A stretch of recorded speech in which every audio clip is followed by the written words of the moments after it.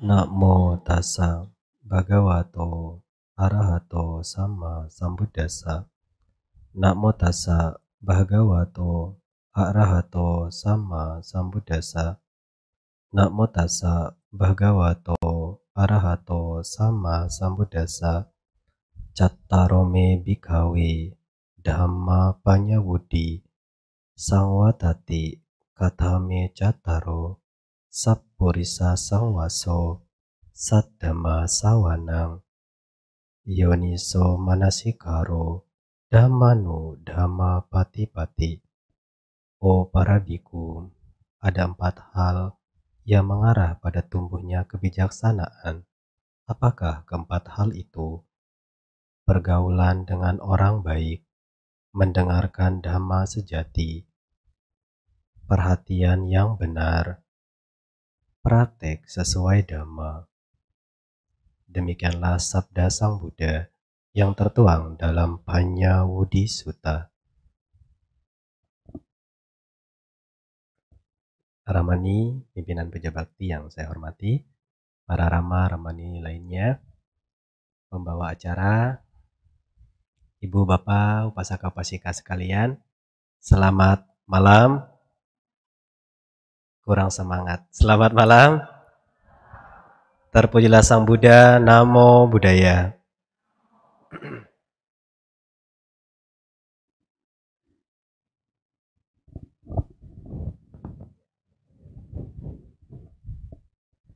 Ya, kembali bertemu dengan saya di jadwal SPD ini ya. Izinkan saya pada kesempatan kali ini berbagi dhamma tentang upaya menumbuhkan kebijaksanaan. Jika semalam sedikit atau lebih banyak membahas tentang yoniso manasikara, tapi pada bagian ini pun ada pada poin ketiga. Bagaimana sih kita memiliki daya upaya untuk menumbuhkan kebijaksanaan. Namun, ada yang menjadi pertanyaan saya. Ada sebuah misteri yang belum terpecahkan sampai saat ini. Kenapa setiap tempat-tempat yang di depan ini selalu menjadi tempat yang begitu sakral sekali ya? Seakan tidak berani orang untuk menepati. Padahal kalau kita belajar itu, duduk yang paling depan inilah yang paling awal menerima suatu ajaran. Kalau kita mengacu pada berkah utama kan yang pertama. Duduknya harus paling awal sebenarnya ya. Jadi, apakah berkenan jika mengisi tempat-tempat yang kosong terlebih dahulu? Ya, agar kelihatan nampak tentrem sekali ya. Ayo. Jadi kita isi dulu. Nanti kan kalau yang belakangan datang bisa mengisi di belakang.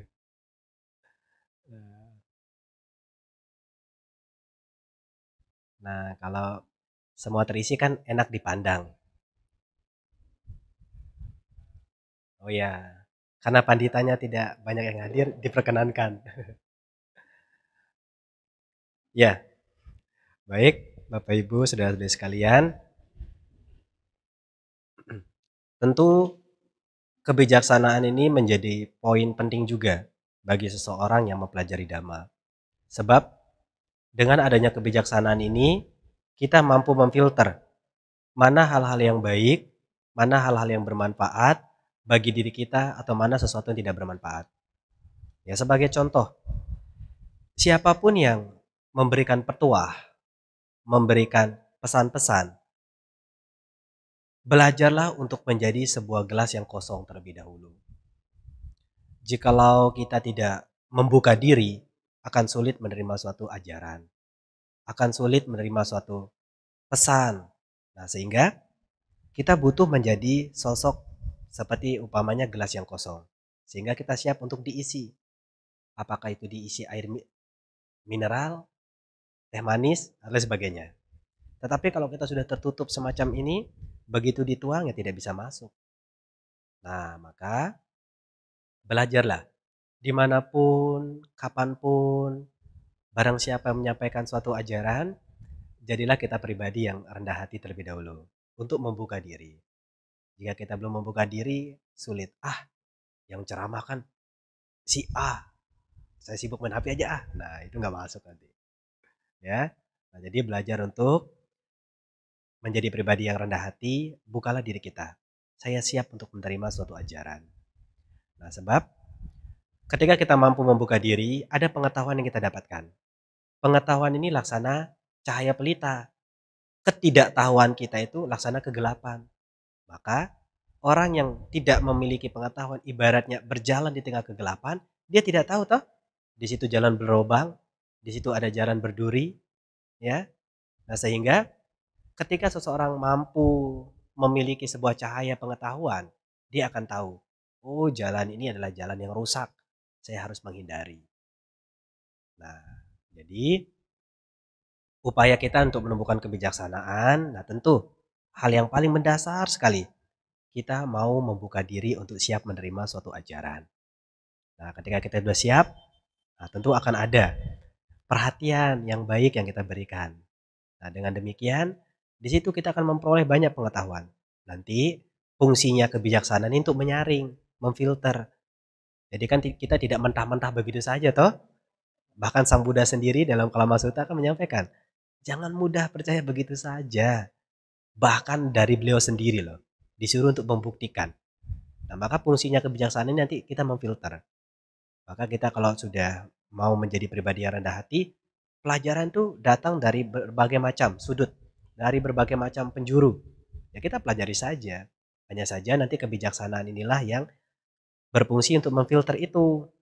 Nah, lalu bagaimana sekarang daya upaya untuk menemukan kebijaksanaan itu? Nah, di sini saya mengambil dalam referensinya adalah Panya Wudi Sutta.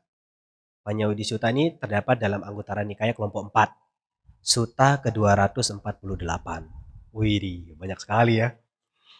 Nah, jadi sekarang mudah kok belajar sutta ini, install aja Sutra Sentral di HP ya. Tinggal ketik nanti kebijaksanaan, wah muncul referensinya banyak. Entah itu dari Anguttara Nikaya, Majjhima Nikaya, Samyutta Nikaya ada. Bahkan dari kitab-kitab komentarnya juga ada, tapi kebanyakan yang Inggris kalau kitab komentar. Nah, jadi apa yang disebutkan ketika Sang Buddha menyampaikan kepada para biku, wahai para biku, ada 4 hal yang mengarah pada tumbuhnya kebijaksanaan. Nah, di sana Sang Buddha mengatakan yang pertama adalah Sappurisa Sangwaso, pergaulan yang baik. Nah, pergaulan yang baik ini kita bisa menjadikan dasar bagaimana menilai, bagaimana menimbang suatu pertemanan ini dikatakan baik atau buruk. Sigalowada Sutta, itu kitab dasarnya, ya kan? Karena di Sigalowada Sutta itu kan di bagian-bagian awal itu diuraikan bagaimana seseorang untuk tidak bergaul dengan teman yang pemboros, bagaimana ciri-ciri teman yang pemboros, bagaimana ciri-ciri teman yang penjudi, pemabuk, itu yang patut dihindari. Nah, maka dalam hal ini, bagaimana kita merujuk dari Sigalowada Sutta sebagai kitab pegangan kita untuk menemukan kebijaksanaan, kita selektif sekarang. Ya, selektif dalam menemukan pertemanan. Jadi kan yang pantas dihindari teman yang suka berkeliaran di tengah malam, teman penjudi, ya, terus pemabuk-mabuk. Bahkan banyak kita teman yang perlu dihindari, penjilat lah, segala macam. Itu ada di kitab dasar kita sebenarnya Sigalowada Sutta. Nah, maka di situ nanti bisa menjadi acuan pertama kita bagaimana memilih teman yang baik seperti apa. Nah, kalau circle kita tidak sehat, wah, toksiknya ya, nanti kita malah jadi pribadi yang tidak baik. Awalnya mungkin kita mampu memiliki pengendalian diri. Tetapi kalau kita tidak memiliki benteng yang kuat, keteguhan hati, ya kita hanyut dalam pergaulan tersebut. Nah, maka teman yang baik ini juga ia senantiasa mengajak kita dalam hal-hal yang baik. Weh, nanti kan mau SPD nih, mau latihan atas sila nggak? Nah, ini berarti salah satu kriteria teman yang baik, layak untuk dijadikan teman. Nah, ini kan ada pelayanan di rumah duka kargo, ayo kita ke sana. Nah, itu juga salah satu teman yang baik. Nah, karena kan tadi juga kami pelayanan bersama di kargo ya.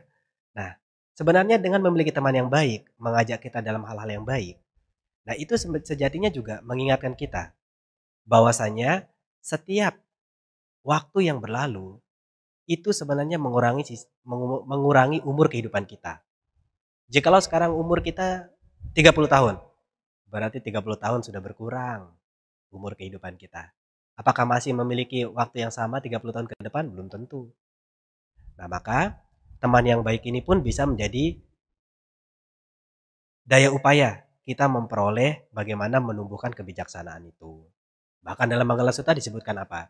Tidak bergaul dengan orang-orang dungu, bergaul dengan orang bijaksana. Nah, orang bijaksana ini bagaimana? Ya mereka adalah orang-orang yang baik. Nah, maka kita berupaya sekarang memiliki teman yang baik. Tetapi dalam pencarian kok susah sekali mencari teman yang baik, bagaimana? Jadilah orang baik. Nah, jadi kita jangan sampai putus asa. Waduh, kalau saya mencari teman yang baik ini kok susah sekali. Pergi ke wihara lah. Pasti nanti akan ketemu kok orang-orang baik. Nah, sehingga dengan memiliki teman yang baik ini akan mampu menumbuh kembangkan kebijaksanaan kita. Nah, jadi ada broadcast, diberitahukan oh ada Bante di wihara, besok bisa dana makan. Kadang kita diajari begini loh caranya menyiapkan makanan, menyerahkan makanan seperti apa. Nah, maka teman yang baik ini pun selalu mengarahkan kita pada hal-hal yang baik. Dia menjadi teman sharing kita. Ketika lagi ada masalah, dia mampu mengarahkan kita pada hal-hal yang baik. Jadi begitu ada masalah bukan langsung menyodorkan satu botol miras, ya. Bahkan ini coba obat-obatan biar bisa nge-fly, tidak demikian. Nah, maka teman yang baik ini selalu menjadi pengingat kita. Di saat kita lengah, dia ada. Jadi begitu kita punya teman yang baik, ini adalah cara pertama. Kita bisa menumbuhkan kebijaksanaan itu. Jikalau kita merujuk pada Panya Wudi Sutta ini. Lalu untuk menemukan kriteria teman yang baik seperti apa? Ya, Sigalowada Sutta. Nanti bisa dikorelasikan seperti apa. Nah, lalu yang kedua adalah Sat Dhamma Sawanang, mendengarkan Dhamma sejati. Nah, jadi kalau Dhamma sejati ya kita bisa buka dari Pitaka Pali.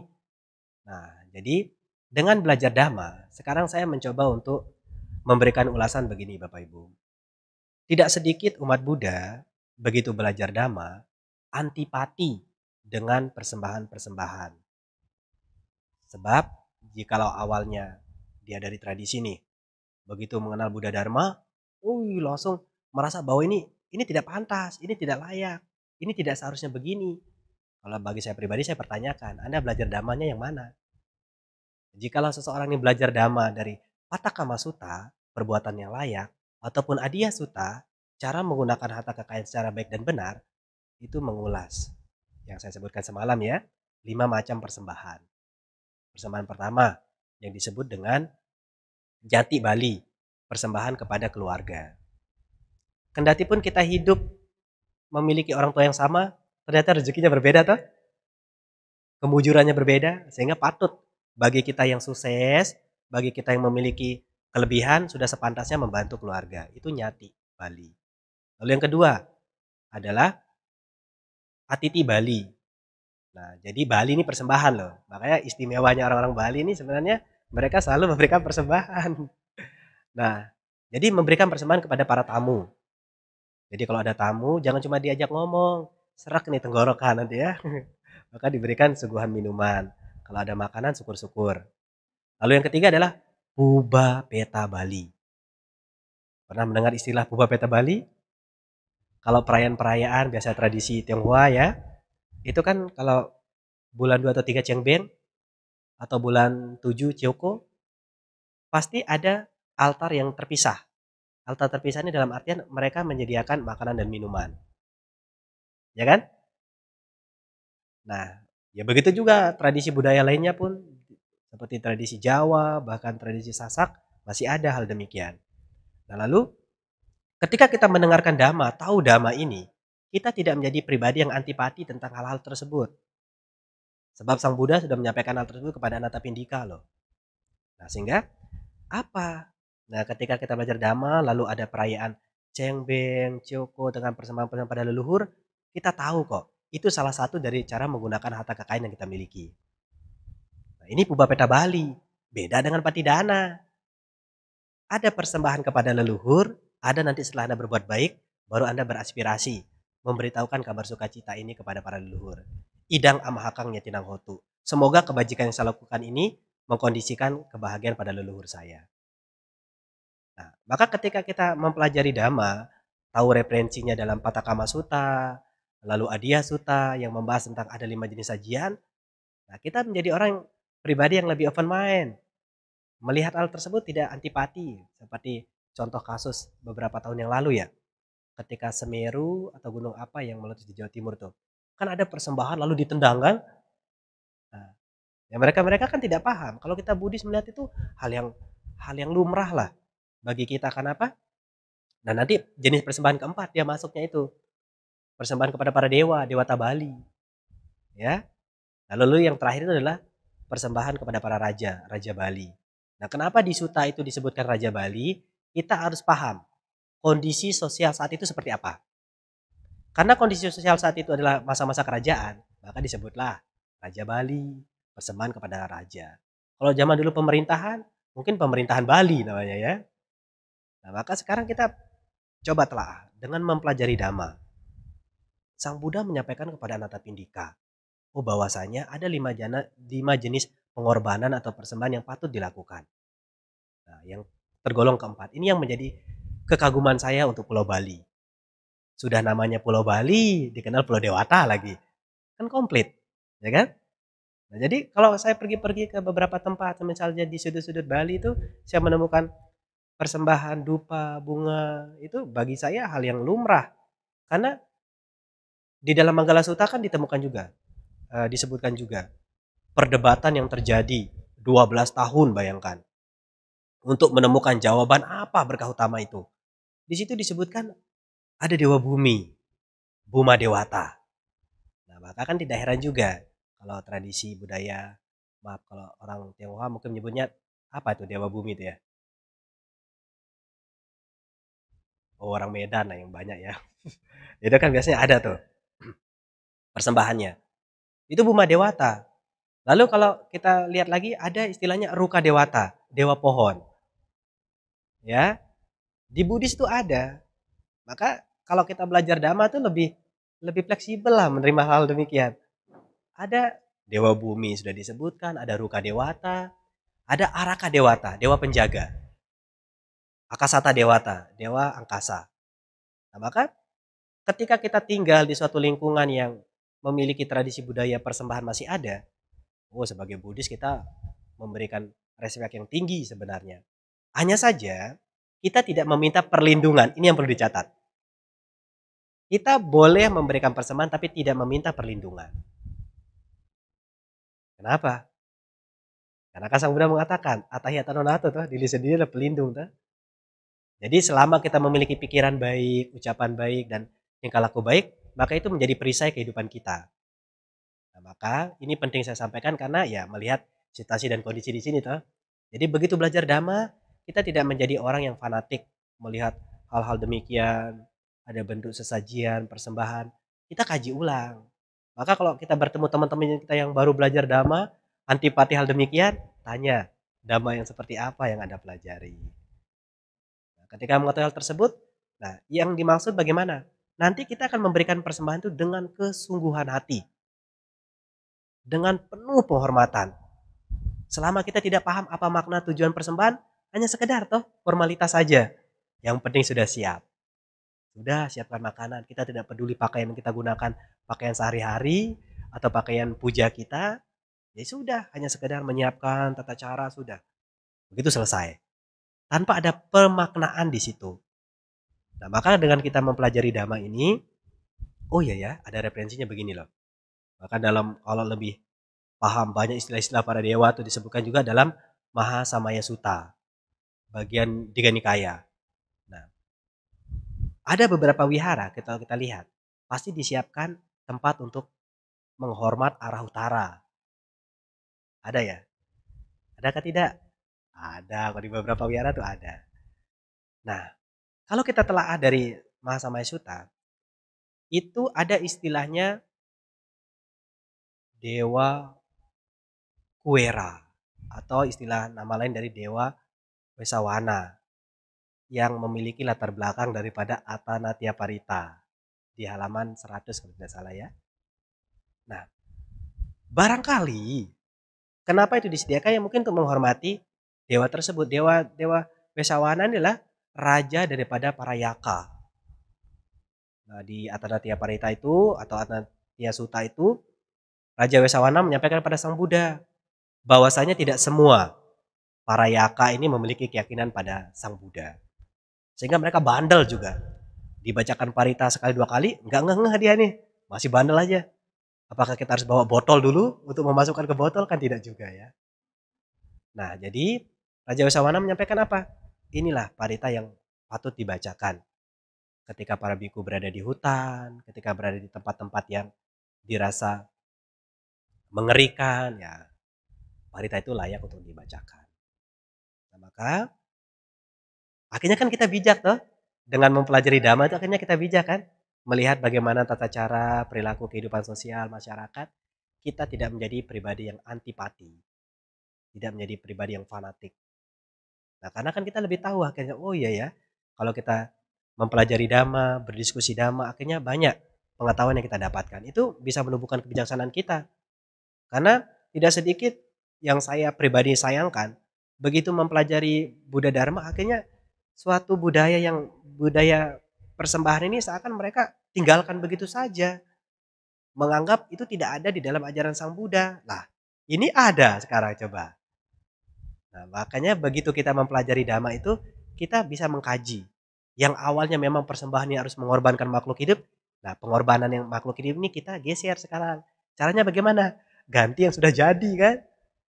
Esensi persembahan tidak hilang. Tradisi budaya yang baik ini pun tetap terjaga. Begitu. Nah, maka untuk menumbuhkan kebijaksanaan yang kedua dalam Panya Wudi Sutta ini disebutkan adalah dengan mendengarkan Dhamma atau mempelajari Dhamma yang sejati. Ya, memang di beberapa kitab-kitab itu juga minim akan kitab komentar, tetapi juga perlu kita kaji bersama. Maka di dalam Parita Suci, kalau nanti ketemu di Parita Biru itu, halaman 138, itu kan disebutkan, telah kuperoleh harta kekayaan, telah kusokong mereka yang patut kusokong, telah kulakukan tindakan yang tak menimbulkan penyesalan, telah kulakukan 5 jenis sajian atau persembahan. Nah, nanti itu ada di penjelasannya di catatan kaki, nanti itu bisa dipelajari kembali. Nah, itu berkenaan tentang bagaimana kita menumbuhkan kebijaksanaan dengan belajar Dhamma, wah lebih toleran, lebih open mind melihat tradisi budaya yang ada di sekeliling kita. Lalu yang ketiga adalah upaya untuk menumbuhkan kebijaksanaan dengan mempraktikkan yoniso manasikara. Perhatian yang benar. Maka apakah Bapak Ibu benar-benar memperhatikan? Perhatian yang benar loh. Benar-benar memperhatikan apa tidak? Nah, jadi dengan kita memberikan perhatian yang benar, caranya bagaimana? Hadirlah seutuhnya di sini dan saat ini. Seringkali tubuh badannya mainnya di sini, tapi batinnya entah kemana. Mungkin pikirannya ke lapangan renon lah, ya, atau kemana lah dekat-dekat sini ya. Nah, jadi tidak demikian. Jadi dalam upaya mempraktekkan Yoniso Manasikara ini untuk menumbuhkan kebijaksanaan, kita hadirlah seutuhnya. Menjadi pendengar yang setia. Nah, inilah yang terkadang sekarang ini juga pola hidup menjadi pendengar yang setia nih terkadang hilang di dalam lingkungan keluarga. Jarang terjadi interaksi lalu kita mendengarkan dengan sesama, memperhatikan yang berbicara. Pasti sibuk dengan dunia mayanya ya. Bahagia sekali si Maya selalu diperhatikan tiap hari ya. Tapi pasangan sendiri lupa nih. Pasangan sendiri berbicara, kita hanya memperhatikan si Maya. Nah, maka perhatian yang benar, kita benar-benar memperhatikan siapa yang berbicara. Kalau orang tua kita berbicara, kita menjadilah pendengar yang setia. Itu adalah bentuk welas asih yang nyata sebenarnya. Menjadi pendengar yang setia itu wujud cinta, wujud welas asih, wujud empati, wujud UPK yang kita praktekkan. Kita tenang dan seimbang memperhatikan. Nah, dengan demikian kan yang di awal saya katakan kita selalu menjadi pribadi yang terbuka. Terima ajaran itu, dengarkan ajaran itu. Nah, nanti dengan kita memiliki kebijaksanaan baru kita filter. Oh, ini baik tidak? Apakah mengarah pada kebahagiaan kesejahteraan bagi saya atau malah sebaliknya? Jika hal tersebut membawa pada keburukan, kemudaratan, penderitaan jangan dilakukan. Tapi jika hal tersebut membawa pada kebaikan, kesejahteraan, pantas dan layak untuk dipraktekkan. Nah, jadi milikilah perhatian yang benar. Dengan memiliki perhatian yang benar, di situ juga mampu menumbuhkan kebijaksanaan kita. Nah, jadi dimanapun kita berada, bersama siapapun, nah perhatian ini penting. Karena semakin ke sini, semakin ke sana. Dalam artian jiwa-jiwa sifat-sifat humanis kita itu semakin berkurang. Karena ada benteng-benteng smartphone ini yang nyata sekali membuat hubungan emosional kedekatan kita tuh tidak benar-benar terjalin seutuhnya. Hanya sebatas formalitas kan. Oh, kalau di grup nih aktif sekali. Apa ya? Humble sekali ya, menyapa. Tapi begitu ketemu, diam-diam baik, ya kan? Apakah kurang ngopi nih? Jadi disediakan kopi dulu baru mau berbicara. Nah, jadi memang ada pola hidup yang sedikit bergeser, sedikit berubah. Nah, ketika kita mampu mengamati hal demikian, kita sekarang bijak. Oh iya ya, kalau saya berkumpul bersama, rapat bersama, ayolah, jangan nampak sibuk sendiri. Kita letakkanlah handphone kita. Jadilah pendengar yang setia. Maka banyak juga yang menjadi kendala-kendala para pemimpin organisasi itu begitu jenuhnya. Begitu rapat yang lain ini, aduh, sibuk ini. Hanya buat formalitas, ayo foto bersama, kita upload, rapat bersama. Kebohongan publik yang Anda lakukan. Nah, maka sekarang begitu. Kita harus benar-benar memiliki perhatian yang benar. Karena itu bisa menimbulkan kebijaksanaan kita. Nah, kalau kita sendiri nanti berbicara tidak diperhatikan, nah perlu introspeksi diri. Kira-kira apa yang saya lakukan selama ini? Oh, ternyata saya juga jarang memperhatikan orang lain. Nah, jadi begitu. Itu yang ketiga. Jadi yang pertama adalah memiliki pergaulan yang baik. Kedua adalah mendengarkan nama sejati. Lalu ketiga adalah memiliki perhatian yang benar. Yoniso Manasikara. Lalu yang terakhir. Nah, saya paling suka kalau sudah sampai momen terakhir. Karena biasanya ceramahnya mau selesai. Momen terakhir adalah Dhammanu Dhamma Pati. Praktek sesuai Dhamma. Nah, jadi kalau para Bapak Ibu saudara sekalian pernah mengikuti retret yang biasa diajar oleh murid-murid Mahasiswa Yedao, terkadang mengajarkan tentang 5 jenis penghormatan yang diawali dengan Imaya Dhammanu Dhamma Patipatiya Budang Pujimi. Pernah dengar? Nah, jadi sebenarnya permaknaannya bagaimana? Ya melalui praktek Dhamma ini kita menghormati Buddha. Melalui praktek Dhamma ini saya menghormati Dhamma. Melalui praktek Dhamma ini saya menghormati Sangha. Yang keempat kan orang tua, Mata Pitaro. Lalu yang kelima Acarya, para guru kita. Nah, jadi dengan kita mempraktekkan praktek hidup sesuai Dhamma, nah, begitu melakukan penghormatan pada Tiratana, kita benar-benar hadir tidak seutuhnya ketika melakukan penghormatan itu. Kita apakah melakukan penghormatan itu benar-benar dengan pengertian yang benar tidak? Kadang kan kita kalau pergi ke suatu tempat, ada wihara atau cetia, tidak sedikit orang tergesa-gesa.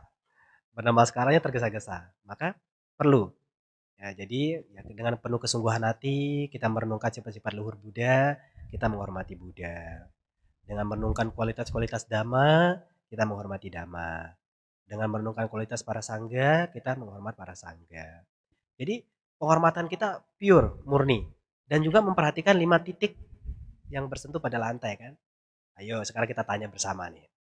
5 titik yang harus menyentuh lantai ketika kita bernamaskara. Dijawab bersama-sama. Titik yang pertama apa? Dahi. Kedua, dahi. Terus tangan. Ketiga, keempat, terakhir, kaki ya. Jadi kan masih banyak yang bernamaskaranya hanya meletakkan jari-jarinya, lututnya tidak. Maaf, lutut ya. Dia tidak, sikunya tidak. Jadi kan seperti gini aja ada kan beberapa ya. Nah, jadi dengan kita mempelajari praktek sesuai Dhamma, kan sudah diberikan tutorial bagaimana namaskara yang baik dan benar. Jadi kita memperhatikan 5 titik itu. Nah, sehingga ketika melakukan penghormatan itu pun dengan kesungguhan hati, karakter yang akan terbentuk dalam diri kita adalah menjadi pribadi yang rendah hati. Maka akan sangat wajar di luar sana kenapa banyak orang masih meninggikan diri, membusungkan dada, itu dikarenakan apa? Mereka tidak memiliki tradisi puja, tradisi penghormatan yang memang dilandasi dengan pengertian yang benar, dilakukan dengan penuh kesungguhan. Nah, jika itu dilakukan dengan benar, penuh kesungguhan, ada vibrasi kebahagiaan yang didapatkan. Jadi dia menghormat dengan penuh sungguh-sungguh. merenungkan sifat-sifat Buddha, Dhamma, Sangha. Nah, di situ kan ada kebahagiaan yang dia dapatkan. Jadi selain kebajikan, dia membentuk karakternya menjadi pribadi yang rendah hati. Nah, maka kalau kita melihat ada di tradisi Jawa, di tradisi-tradisi budaya lainnya, sekarang kita jarang melihat anak-anak itu mau menunduk ketika lewat di depan orang tua ya. Kalau dulu-dulu masih lah, kalau kami orang Sasak bilangnya tabi tabi tabi. Jadi kalau ada orang tua duduk tabi tabi kita menundukkan badan. Tapi sekarang ya cuek-cuek aja. Nah, jadi ada pola pendidikan budi pekerti yang memang sekarang kita perlu gagas kembali. Kita perlu kaji kembali. Kita perlu ajarkan kembali kepada anak-anak kita yang berprofesi sebagai guru mengajarkan kepada murid-muridnya. Nah, sebab hal yang membuat saya terkesan sekali ketika bertemu dengan anak-anak Metrea, itu budi pekertinya bagus loh. Ketemu kita, menundukkan badan. Nah, kalau bagi kita, ini maksudnya kita harus open mind ya, jangan fanatik. Jadi kita studi bandingnya begitu. Kalau kita ketemu sesama kita nih, wih cuek-cuek aja, bahkan ketemu para biku pun cuek-cuek saja. Nah, tapi begitu kami mengunjungi satu tempat yang memang didikan dari situ, ketemu kita memberikan respect. Nanti pun mereka tidak paham loh, dia tidak tahu istilah para biku. Tapi bertemu bagi mereka bertemu yang lebih tua, mereka memberikan penghormatan. Nah, coba kalau di lingkungan wihara kita, anak-anak sekolah minggu ketemu orang tua, pada lari-lari kan, nggak mau berhenti sejenak, pagi. Padahal hal dasar. Nah, jadi ini perlu juga dikaji ulang. Ayo evaluasi lah. Tahun 2023 kok masih diam-diam saja. Evaluasi bersama. Nah, ini adalah perwujudan bagaimana kita mempraktekkan dhamma itu. Bahwa Sang Buddha mengatakan pujaca pujaniana, menghormat yang patut dihormat itu berkah utama. Justru akan sangat berbahaya bagi seseorang yang menerima penghormatan kalau di sana muncul pemikiran, wah saya dihormati. Itu kesombongan batin ya. Itu bentuk daripada kekotoran batin yang muncul ke permukaannya. Maka jangan anggap mudah bagi seseorang yang menerima penghormatan. Hati-hati sekali bagaimana dia memiliki yoniso manasikara mengamati batinnya. Aduh, jangan sampai muncul kesombongan. Jangan sampai merasa tinggi hati. Ya, karena itu juga salah satu godaannya loh. Ya kan tidak gampang. Nah, sehingga sekarang kita membuat diri kita paham dhamma, akhirnya mempraktekkan dhamma dengan baik, dhamma pati-pati, memberikan penghormatan ini dengan pengertian yang benar. Nah, sehingga kita mulai dari mana? Diri sendiri, pasangan kita, anak-anak kita. Cobalah nilai-nilai Buddhis ini benar-benar ditanamkan, dipraktekkan. Kepada siapa? Generasi Z ya kalau sekarang ya. Generasi milenial, generasi Z yang sekarang. Sebab akan sangat disayangkan. Semakin ke sini, ya semakin ke sana itu. Jadi bagaimana budaya-budaya Budi semakin pudar, ya, semakin show di media sosial, tetapi lupa kehidupan yang nyata. Jadi ini penting. Maka ketika kita paham dhamma, mempraktekkan dhamma, begitu juga memberikan persembahan, menata bunga, ini pun benar-benar kita dengan kesungguhan hati. Karena ini kan perwujudan bagaimana kedamaian batin kita toh. Kalau yang menata bunga ini batinnya tidak tenang, tidak damai, bisa semberautan. Tetapi karena batinnya tenang, damai, wah, dirangkailah dengan indah sekali. Bagi kita yang memandang ini mendapatkan kebahagiaan. Jadi berdana keindahan. Jadi Bapak Ibu Saudara sekalian, izinkan saya menyimpulkan ya dari uraian dhamma yang saya sampaikan pada kesempatan kali ini, bahwasanya dalam berupaya menumbuhkan kebijaksanaan, jika kita tinjau dalam Panya Wudi Sutta, bagian dari Anggutara Nikaya kelompok 4, Sutta ke-248, di situ disebutkan. Yang pertama adalah dengan memiliki pergaulan yang baik, maka kebijaksanaan itu bisa tumbuh. Kedua, dengan mendengarkan dhamma yang sejati, maka kebijaksanaan itu bisa tumbuh. Ketiga, dengan mempraktikkan yoniso manasikara, perhatian yang benar, benar-benar memperhatikan. Yang keempat, dhammanu dhamma pati-pati, praktek sesuai dhamma. Jadi dengan mempraktekkan 4 hal ini, maka kita sudah mengarahkan diri kita dengan benar atas sama panidicca. Mengarahkan diri dengan benar bagaimana untuk menumbuhkan kebijaksanaan. Terima kasih atas perhatiannya. Saya Kiri Sabesata Bhagavato Sukitata. Semoga semua makhluk berbahagia.